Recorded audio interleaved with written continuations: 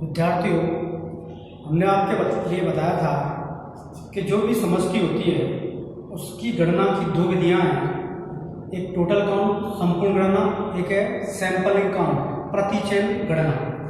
तो प्रतिचयन गणना में हमने क्वाड्रेट विधि का अध्ययन किया था।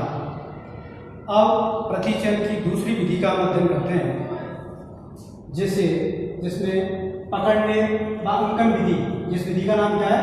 पकड़ने व अंकन विधि, कैप्चर मार्किंग मेथड। इसका दूसरा नाम है कैप्चर रिकैप्चर, ध्यान रखिए, कैप्चर रिकैप्चर। तीसरा नाम है mark release recapture, mark release recapture. इसका पांचवा नाम है लिंकन इंडेक्स, और नंबर 6 पर है इसका नाम लिंकन पीटरसन विधि। तो इसके 6 नाम हैं, ध्यान रखिए, लिंकन इंडेक्स, लिंकन पीटरसन विधि, capture marking method, capture recapture, mark release recapture, mark release recapture. ध्यान रखिए, ये सारी विधि है। इसमें होता क्या है, ध्यान रखिए, इसमें ऐसा रहता है जैसे हम किसी जीव को किसी जाल के द्वारा या किसी अन्य ट्रैप के द्वारा पकड़ते हैं। सामान्यतः ये विधि छोटे जीवों के लिए अपनाई जाती है, जैसे कछुए, कृंतक। तो कहने का मतलब है छोटे जीवों के लिए ये चलती है। और इसमें क्या होता है, जो जीव पकड़े जाते हैं, जैसे हम किसी जीव को पकड़ते हैं, प्रथम प्रयास में पूरा प्रयास करते हैं, जाल डालते हैं, मान लो मछली लेते हैं, तो प्रथम प्रयास में कितनी मछलियां पकड़ पाते हैं, उन सभी को पकड़ कर क्या कर देते हैं, अंकन कर देते हैं। अंकन से मतलब है या तो उन पर कोई रंग कर दो, या कोई लेबल लगा दो, या कोई प्लास्टिक चिप लगा दो, जिससे पता लगे कि इन्हें हम पहले पकड़ चुके हैं। तो कहने का मतलब है, फिर दूसरे प्रयास में जाल डालते हैं, फिर पकड़ते हैं। तो दूसरे प्रयास में जो जाल डालते हैं, तो उसमें कुछ जंतु ऐसे होंगे जो प्रथम प्रयास में हमने क्या किए थे, पकड़े थे। उनका पता कैसे लगेगा? क्योंकि यहाँ पे वो अंकित आएंगे, उन पर रंग या कलर या चिप या लेबल लगा हुआ आएगा। तो प्रथम प्रयास में मान लो, अब हम इसका सूत्र देखते हैं। देखो, यहाँ प्रथम प्रयास और द्वितीय प्रयास में जीवों को पकड़ा जाता है तो समान प्रयास रखा जाता है, समानता रखी जाती है। समानता से मतलब है कि यहाँ पे किसी भी प्रकार का भेदभाव या पूर्वाग्रह नहीं रखा जाता, या किसी भी प्रकार की असावधानी नहीं बरती जाती। इसमें क्या रहता है, मान लो जाल इस जगह डाला है, तो दूसरा जाल हम इस जगह डालेंगे, वहीं उसी जगह नहीं डालेंगे बार बार, जिससे हमें किसी भी समष्टि के कुल मान को अनुमान लगाना या गणना करने में कोई कठिनाई नहीं है।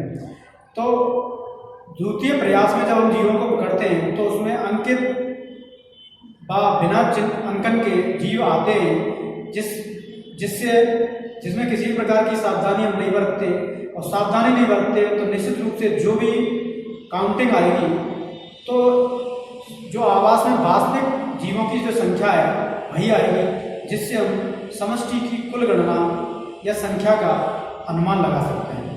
तो बच्चों देखते हैं इसमें कुल समष्टि का अंदाजा कैसे लगाते हैं। जैसे एक सूत्र है, कुल समष्टि बराबर कैपिटल एन स्मॉल एन 2 बटे एम और मल्टीपल है एन 1। तो यहाँ पे इनका मतलब समझ लो, n1 प्रथम बार में अंकित जीव। कहने का मतलब है प्रथम बार में जितने भी जीव पकड़े हमने वो सारे अंकित कर दिए, तो उसका मान है n1। n2 दूसरी बार में पकड़े गए कुल जीव, तो दूसरी बार में कितने जीव पकड़े, और m वो है जो दूसरी बार में अंकित किए गए, दूसरी बार में अंकित किए गए। ध्यान रखिए, प्रथम बार में अंकित कीजिए जीव कितने। अब हम एक एग्जांपल लेकर चलते हैं। देखो बच्चों, यहाँ पे मान लो प्रथम प्रयास में हमने 80 जीव पकड़े और 80 अंकित कर दिए, 80 जीव पकड़े और 80 अंकित कर दिए इस सूत्र के हिसाब से। और द्वितीय प्रयास में हमने 66 जीव पकड़े, लेकिन 66 में से 42 को क्या कर दिया, अंकित कर दिया। दूसरी बार में अंकित किया, पहली बार में जितने पकड़े सारे अंकित कर दिया 80, दूसरी बार में कुल 66 पकड़े और और 66 में से हमने दूसरी बार में अंकित कर दिए 42। तो यहाँ पे जो समष्टि का कुल मान आएगा 126 आएगा, लेकिन वास्तविक रूप से इसमें देखा जाए तो 125.7 आएगा, जिसे हम 126 मान सकते हैं। ध्यान रखिए। अब मान लो ऐसा हो कि कोई भी समष्टि है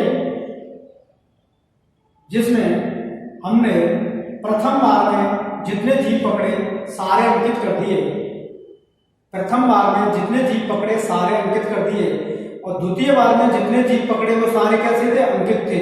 तो मान लो प्रथम बार में हमने 112 पकड़े, 12 अंकित कर दिए, और द्वितीय बार में 90 जीव पकड़े कुल, और सारे कैसे थे, अंकित थे। तो सारे अंकित थे तो नीचे वाले भी अंकित होंगे, पहले से इनमें अंकन की जरूरत ही नहीं पड़ेगी। तो यहाँ जो मान आएगा इसका मतलब है 112। इसका मतलब है यदि किसी समष्टि के जीवों को हम एक ही बार में पकड़ लें, टोटल जीवों को एक ही प्रयास में पकड़ लें, तो निश्चित रूप से उसकी कुल समष्टि का मान ही वही होगा। जैसे 112 कुल समष्टि है तो 112 हमने पकड़ लिए और अंकित कर दिए, तो निश्चित रूप से उसकी कुल समष्टि का मान भी 112 ही होगा, जैसे यहाँ पर दे रखा है।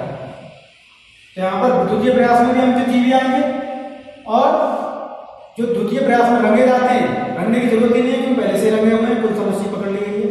तो यहाँ इस बात का भी ध्यान रखें बच्चों, ये बहुत महत्वपूर्ण लाइन है। अब इसका वास्तव में प्रयोग किसने किया था? दाहल नामक वैज्ञानिक ने 1919 में, दाहल नामक वैज्ञानिक ने 1919 में इसका प्रयोग किया था नॉर्वे में।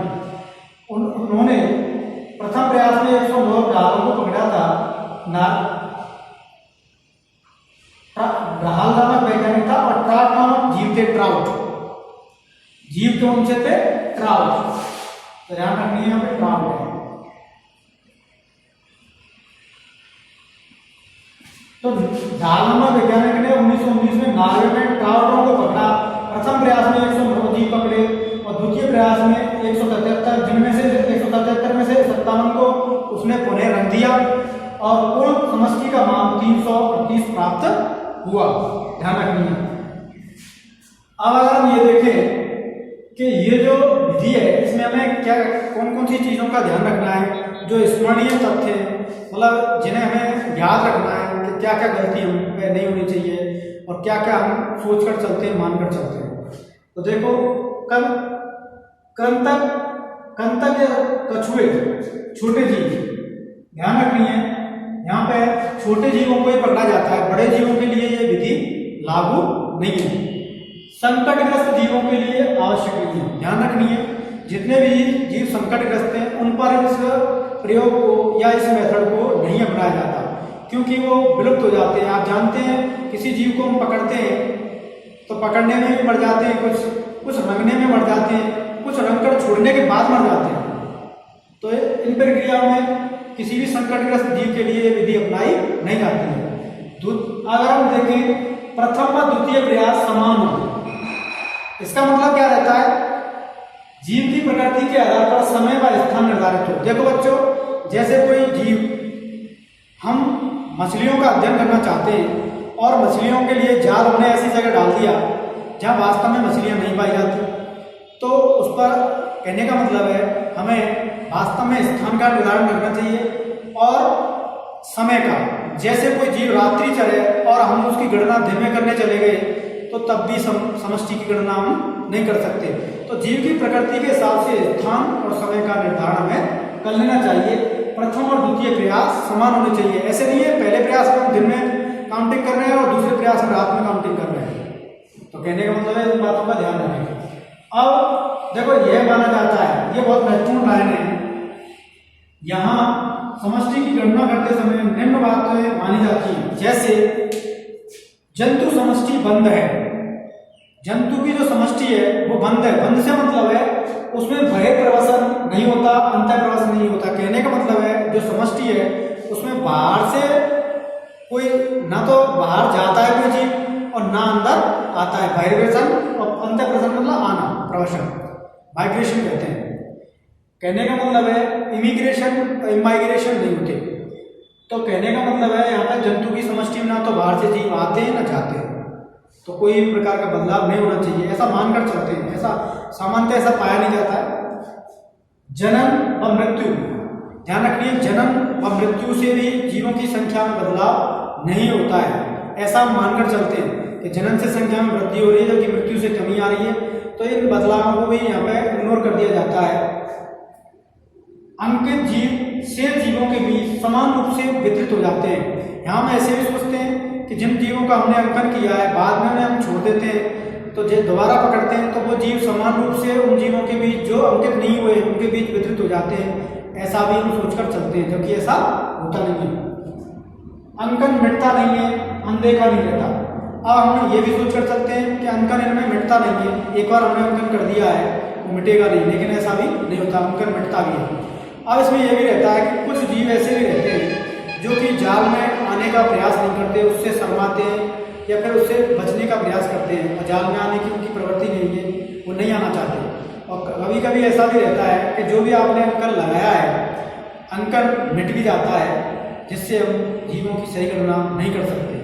और कभी कभी ऐसा भी रहता है जैसे हम जीवों को पकड़ते हैं तो कुछ जीव मर जाते हैं, कुछ जीव नाजुक रहते हैं, और रंगने के समय भी कुछ जीव मर जाते हैं क्योंकि कुछ अंकन पसंद नहीं करते, और रंगने के बाद जब जीवों को छोड़ देते हैं तो कुछ उस प्रक्रिया में भी मर जाते हैं क्योंकि उन्हें चोटें पहुंच जाती हैं। तो बच्चों, ये जो विधि है वास्तविक रूप से प्रतिचयन की विधि है, लेकिन अच्छी है।